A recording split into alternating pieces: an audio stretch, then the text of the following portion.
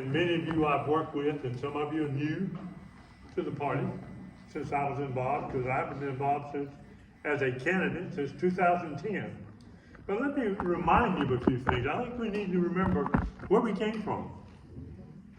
And it was the Democratic Party here in Harnett County over the years that helped us have a school system that we're now standing and building on.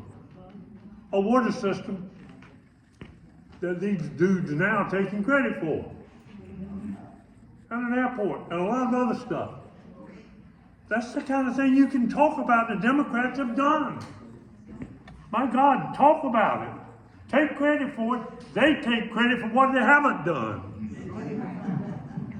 And Donald Trump, every night, is on TV, and every evening on whatever he's got, changing the subject from a bad thing today, so you look at that tomorrow and chase it. Quit listening to that crap. He's not about helping you.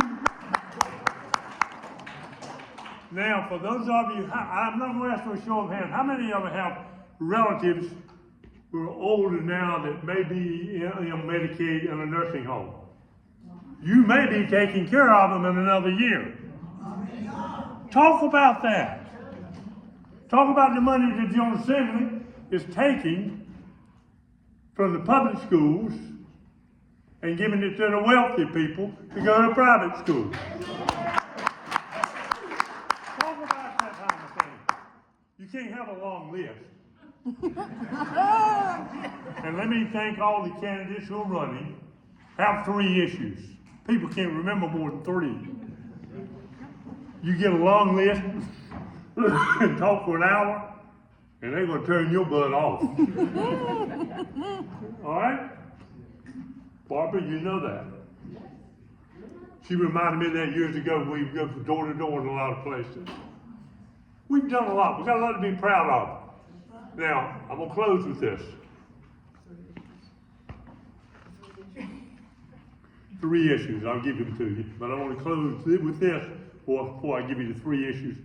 If you're running for Washington, or County Commissioner, or Board of Education, or the General Assembly, or the courts, people care about the education of their children and their grandchildren. They want to know they can have health care when they need it, and it's quality health care, and they don't go broke.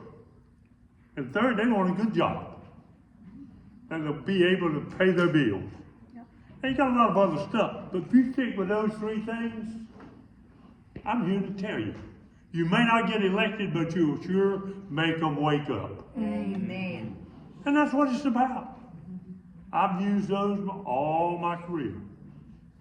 And I've been around longer than some folks wanted me to be around. But as a party, we have a bad habit in off years of not showing up. We lost our butts in '94 in Washington and lost control. Remember that? We paid a price for it. Newt Gingrich and that crew took over. 2010, we stayed home. We were mad with Obama because he didn't do everything we wanted him to do in the first 2 years. Remember that? We're still paying a price in the General Assembly. They redrew the lines. And we're going to pay a price for a while for that. Now, I'm going to close with this one. This is the issue. The most important thing, because all the candidates running, every time I've run, I spoke for the judges. They're our last stand for democracy. The last stand we have. And they're standing guard right now, and boy, Trump is taking them on. The General Assembly is taking them on. And we've got to stand up for the judges at every single level. We need to elect the people for the Court of Appeals this time. Be ready next time. The Republicans started this challenge to the courts in the 1980s. That was their plan. In the 1980s, the 1990s, Richard Nixon started a thing on the radio station, a TV station. Fox News was born. And Murdoch turned it into an organ for the Republican Party. We aren't going to get out of this overnight. We might not get out of it in our lifetime. But by God, we got a reason to help our children and our grandchildren, so get out and go to work.